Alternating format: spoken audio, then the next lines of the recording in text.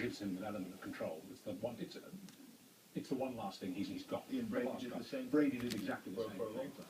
As did Hindley for a long time, although she cracked in the end.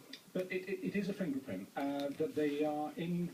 They keep these things to themselves, and yet, as well as taking the pride in what they've done, they're unable to confess to a court. It's very, very rare.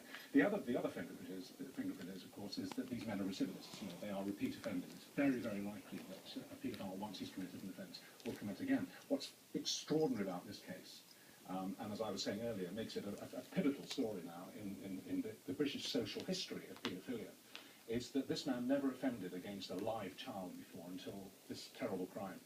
All his crimes were to download foul material from the internet. That was exactly the same with Stuart Hazel and Tia Sharp a few weeks ago. We learned that he'd never abused a child. All his abuse had been done, as it were, online. And then finally, at some point, he'd been tipped into the position where he had to do it for real. So these were first-time offenders in terms of offences against real living children. And that's what makes this case quite historic, and I think has changed the landscape. And you know, you were a big blogger, Susie. You know how the internet works, and you use it to good effect in your work. But clearly, there are questions here as regards the big internet search engines like Google and what they can offer in trying to deal with this. Well, there are a lot of calls now for because this kind of thing maybe seems to be kind of enabling or promoting or encouraging people who wouldn't perhaps otherwise commit crimes to go on and commit these kind of awful crimes, to actually shut down access to child porn.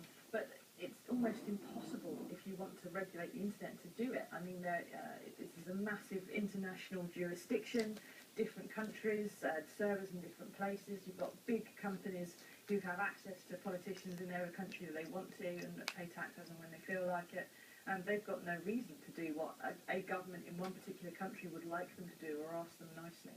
I do think, though, that something else that this case has thrown up is the literal nature of what these sites are involved in. I mean, it's not often gone into much detail when these crimes are committed because it's so awful.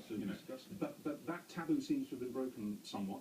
The Times, for example, and I'll be careful what I say, don't worry, this is in tomorrow's Times, under the headline, "Calls for a ban on this foul trade." I mean, this is unbelievable. It says that Britain's most visited website offers videos and pictures of beheadings, burn victims, impalements, murders, and most tellingly, dead children. Even the titles of many of the images are too graphic for the Times to reproduce, they say. And under a category entitled Dead Children, there is a section headed for what people search for to land here, and that includes child sexual abuse and dead children gore. I could go on, but that's kind of enough. I think that now we are beginning to talk about what's on these sites in some detail and read about it. Amanda Patel in the Daily Mail did a brilliant piece of research on it last week, which turned to stomach. And she was quite graphic in what she reported. I think that gives us, the media, and politicians, a weapon to beat the search engines with, to say, look, this is the stuff that you're allowing to go out.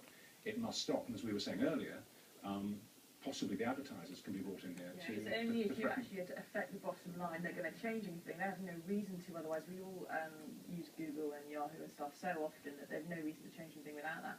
But if there was perhaps enough of a public campaign, everyone said for one day we're not going to Google anything until you start blocking these sites, or we're not going to use Microsoft Word today, or we're not going to do this. On one particular day of action, perhaps it might make them stop and notice for a moment that they've been shamed into doing something about all this. I mean, we've been hearing a lot from Coral Jones, the mother of April, and the Times has there, "I will live with the guilt of letting her go out to play that night for the rest of my life." It's just so awful. Why on earth should she have to think that at all? And I remember when their first press conference, when they were still looking for April, that she gave very shortly after she'd gone missing, and she was sitting there crying and shaking and trying to get the words out because she knew she had to try and appeal for someone to give her daughter back. It was absolutely heartrending. I think those parents have acted with extraordinary grace and dignity throughout the whole time.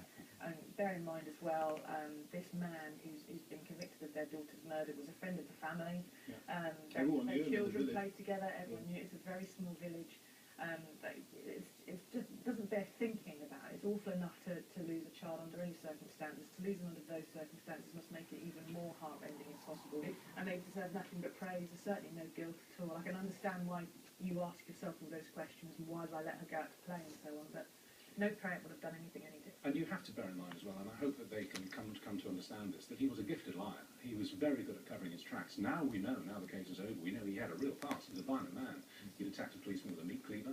He discovered his own father was a policeman in the net, wasn't it?